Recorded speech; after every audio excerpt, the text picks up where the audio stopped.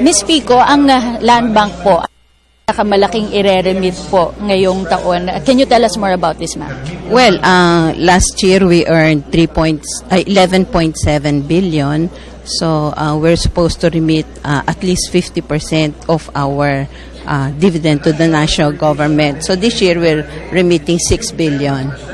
This has been going on po for 3 years, no? Land Bank po ang may pinakamalaking ibinabalik sa pamilya.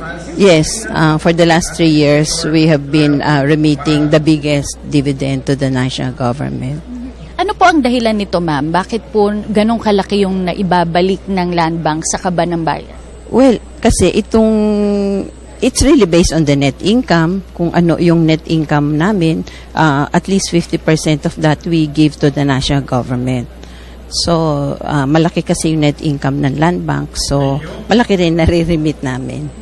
Alam po natin na isa po sa mga mandato ng ating Pangulo ay yung kung walang korap, walang mahirap. Paano po ito ipinatutupad sa Land Bank para po mas po yung korupsyon ng ahensya?